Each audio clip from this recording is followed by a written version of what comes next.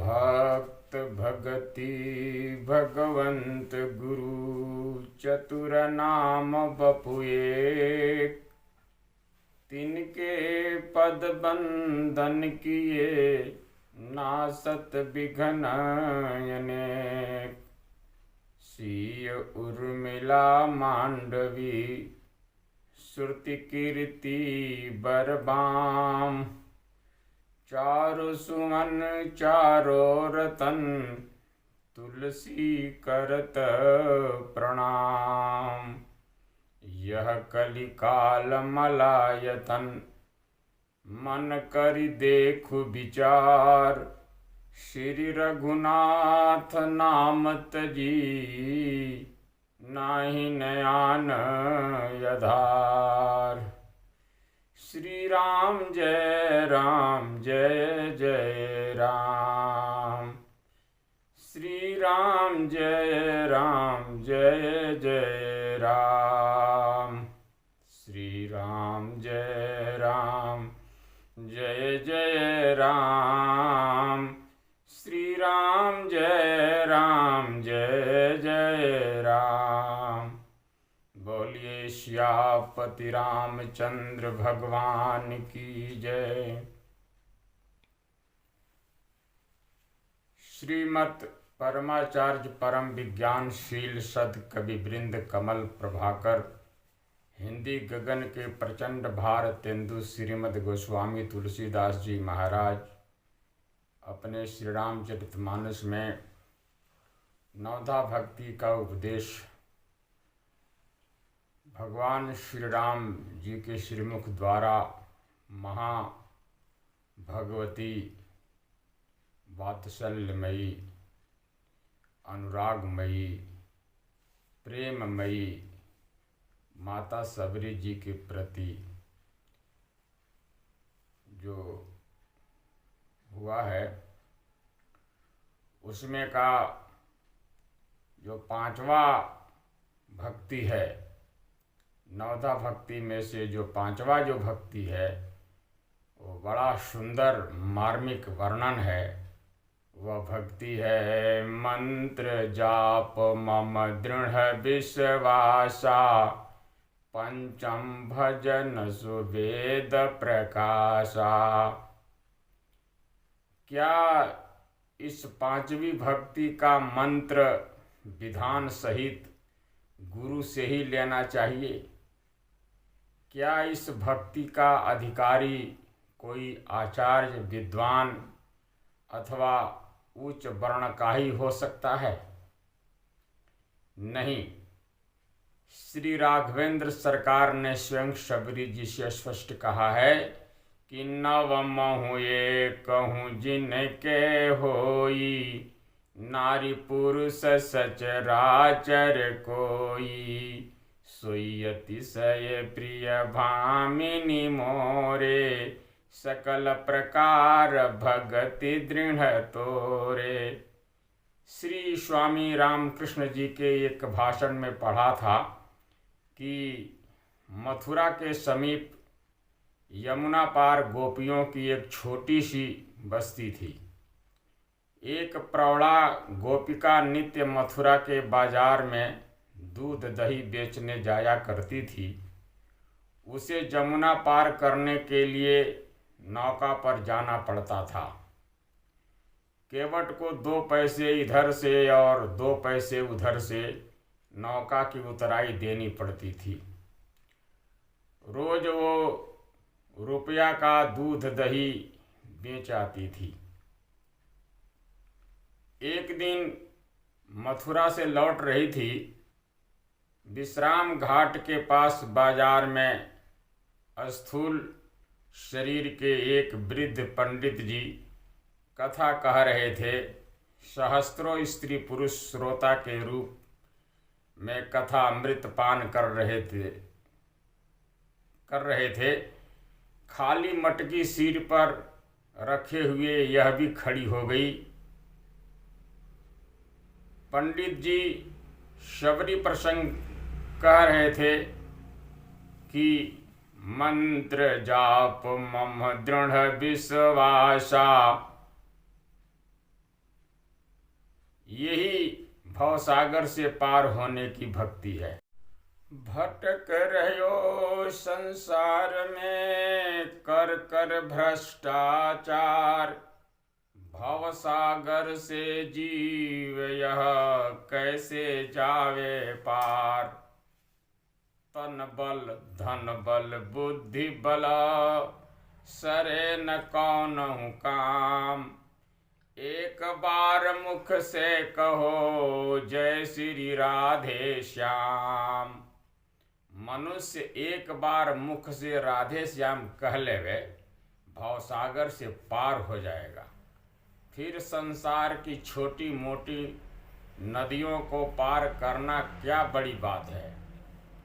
वो दही बेचने वाली ने यह कथा सुनी तो गदगद हो गई, मटकी पृथ्वी पर रख दी और जहाँ खड़ी थी वहीं साष्टांग दंडवत पड़ गई। धन्य हो महाराज, मेरे निमित्त बड़ा ही उपयोगी प्रसंग सुनाया। आज वह नाव घाट पर न जाकर वन में होती हुई जमुना के किनारे पहुंच गई। उस पार सामने ही उसका गांव दिखाई देता था। श्रावण का महीना था, जमुना जी में अगम जल भरा था। उसकी तेज धारा का वेग देखकर बड़ा भय लगता था। उसने राधे श्याम कहकर जल में पग रखा, पांव न डूबा। दूसरा पांव भी राधे श्याम कहकर रखा, वह भी न डूबा। इसी प्रकार वह राधे श्याम कहती हुई जमुना के उस पार हो गई। अपने घर आकर ग्वालिनी बड़ी प्रसन्न थी। उसे भगवत नाम के प्रभाव के साथ विशेष प्रसन्नता यह थी कि मेरे नित्य के 4 पैसे बचेंगे, महीने में 2 रुपये बचेंगे, साल में 24 रुपये बचाकर अपनी बहू को गहने गढ़वाऊंगी, मथुरा से सुंदर साड़ी लाऊंगी। अब तो जीवन के सहस्त्रों रुपये बचा लूंगी। ऐसा प्रेम हो गया कि जब भी समय मिलता तभी नाम का जाप कर लिया करती। नित्य सवेरे घर से चलती तो राधे श्याम का कीर्तन करती थी। लौटते समय भी वही धुन लगाए अपने घर आती थी। इस प्रकार कई दिनों बाद नाम जाप के प्रभाव से उसकी बुद्धि में कुछ परमार्थ करने की बात सूझी। सोचने लगी कि जिन गुरुदेव ने इतनी सुंदर युक्ति प्राप्त हुई है, उन्हीं का निमंत्रण करके अपना गृह पवित्र करा लूं। समझ लूंगी कि 1 महीना और नौका से उतरी थी। एक मिट्टी के पात्र में 2 पैसे नित्य के डालने लगी।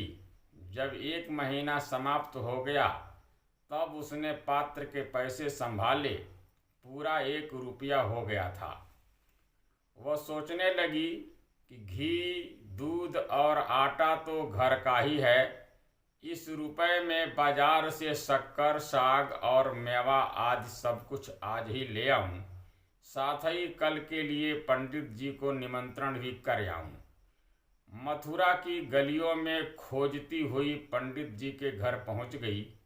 हाथ जोड़कर विनम्र शब्दों में बोली, महाराज, कल मेरे यहाँ आपका निमंत्रण है। पंडित जी ने बड़ी प्रसन्नता से पूछा, बेटी कहाँ रहती है? ग्वालिनी ने कहा कि जमुना पार मेरा मकान है, एक छोटा सा गांव है, उसी में रहती हूँ। कल मैं स्वयं आपको लेने आऊँगी। दूसरे दिन वह दूध दही बेचकर पंडित जी को लिवाकर घर को चली। भादों का महीना था। वह अपने घर की ओर का मार्ग छोड़कर सीधी चल दी।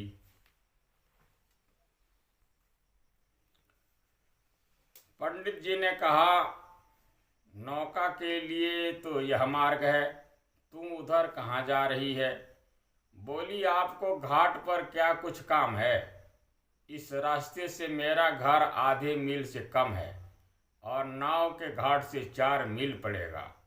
आइए सीधे निकल चले। पंडित जी ने समझा कि इसने वहाँ पर किसी किश्ती का, डोंगी का प्रबंध किया होगा। चल दिए। यमुना के किनारे पहुंचकर पंडित जी इधर उधर देखने लगे। ग्वालिन ने कहा कि जय राधे श्याम, आइए गुरुदेव। पंडित जी धोती संभालने लगे। ग्वालिनी पानी पर पैर रखे खड़ी हुई उन्हें बुला रही थी। पंडित जी ने कहा कि बेटी तू पानी में कैसे चल रही है?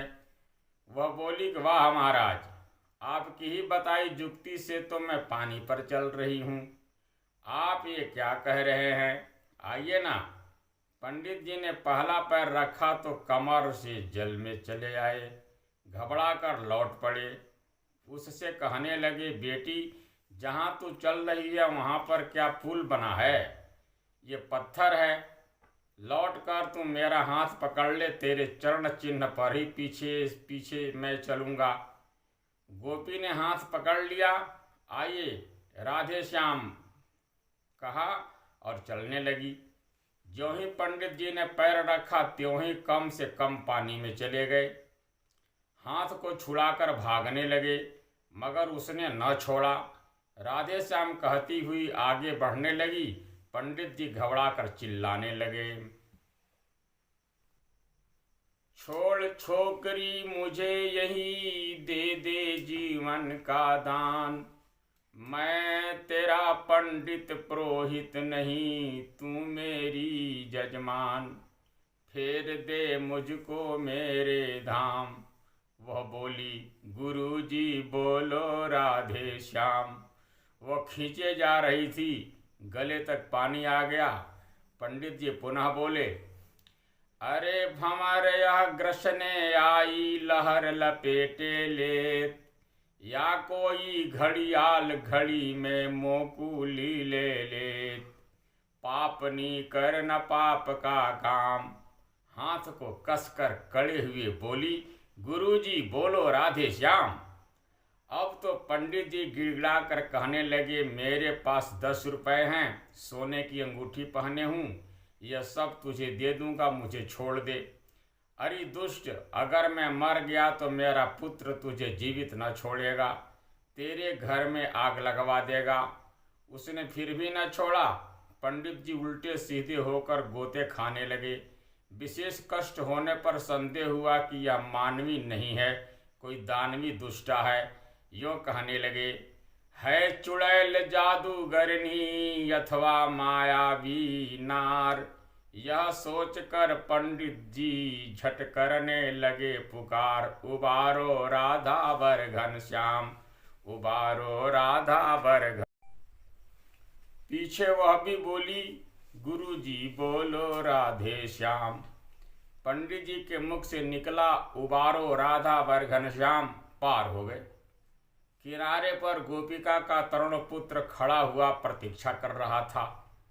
उसने कांपते हुए पंडित जी को सूखे वस्त्र पहनाए, भोजन को आसन लगाया, थाल सामने आ गया। पंडित जी को भोजन में विशेष आनंद नहीं आया। भोजनोपरांत एकांत में गोपिका से कहा कि बेटी यह क्या चरित्र हुआ, मेरी समझ में कुछ नहीं आया। गोपिका सजल नेत्र करके बोली, बाबा बोलो राधे श्याम। भव सागर के हेत यही देगा केवट का काम। बाबा बोलो राधे श्याम। पार जाऊं जमुना मैया के नित्य सवेरे शाम। इसी नाम की नौका पे चढ़ आऊं अपने धाम। बाबा बोलो राधे श्याम। जिसने दिया विनीत मंत्र मैं प्यारा प्रभु का नाम। उस सदगुरु के पद पद्मों में बारंबार प्रणाम। बाबा बोलो राधे श्याम, बाबा बोलो राधे श्याम। पंडित जी ने प्रश्न किया कि वह सदगुरु कौन है? गोपिका चरणों में गिरती हुई बोली, आप ही तो हैं। पंडित जी ने कहा कि नहीं, तू ही गुरु है। गोपिका ने कहा, आपने व्यास आसन पर बैठकर मेरे से अनेक पतित प्राणियों को पार किया है और कई एकों को करते रहेंगे, इसीलिए आप ही सच्चे गुरु हैं। पंडित जी ने कहा, तू व्यास गद्दी पर बैठने वालों की भी गुरु है। मैं तो निरा पोथी पांडे ही रहा। तूने अपने दृढ़ विश्वास से आनंद कंद का नाम जपकर अगम जमुना जल को सुगम पथ बना लिया और मैं भोंका बसंत की तरह तेरे साथ डूबता उछलता चिल्लाता हुआ पार हो सका। मुझे रह रह कर यही शंका हो रही है कि उस जल में तेरी तो पैर की एक भी उंगली न भींगी और मैं गोते खा खा कर पार हुआ। गोपिका हाथ जोड़कर कहने लगे कि गुरुदेव क्षमा कीजिएगा, अब आप जल में प्रवेश करने के पहले अपनी धोती संभालने लगे। उसी समय मैं समझ गई थी कि आप सभा में मंत्र केवल सुनाते हैं। उस मंत्र पर न तो आपको स्वयं दृढ़ विश्वास ही है और न उसका आप जाप ही करते हैं। आपको जो कष्ट हुआ वह इसीलिए कि आपने पहले मुझे अपने शरीर का बल दिखाया, बलपूर्वक हाथ को छुड़ाना चाहा। भला मैं आमंत्रित ब्राह्मण को बिना भोजन जिमाए कैसे लौटा देती। जब आपके तन बल ने काम न दिया तब आपने धन बल का प्रलोभन दिया। इसके पश्चात अपने प्रतापी पुत्रों का भय दिखलाया। जब आपके सभी बल बेकार हो गए तब घबराने लगे थे, उसका यही कारण था। तन को धन को सुत संतति को अभिमान भरे अपने मन में। जब लो लिपटो जग लंपट सो तब लो लहरों की लपेटन में। भयभीत रहे भव सागर में जब लो भ्रम है भय भंजन में। तन को धन को सुत संतति को अभिमान भरे अपने तन में। यदि प्रेम प्रतीति करे प्रभु में जन क्यों न विनीत तरह क्षण में। अब आपके सांसारिक सभी प्रकार के बल पराजित हो चुके थे, तब निर्बल बनकर आपने एक बार पुकारा था कि उबारो राधा वर घनश्याम। उसी समय पार हो गए। पंडित जी ने कहा कि बेटी तुझे यह भयहारिणी कृपा कहाँ से प्राप्त हुई। गोपिका ने कहा आपके मुख से कथा में राधे श्याम का मंत्र दूर खड़े खड़े ग्रहण कर लिया था और आपको कही हुई चौपाई के अनुसार दृढ़ विश्वासा के साथ जाप करके अपना हृदय बनाया। यह चौपाई कौन सी है? यह चौपाई है मंत्र जाप मम दृढ़ विश्वासा पंचम भजन सुवेद प्रकाशा। बोलिए भक्त वत्सल भगवान की जय।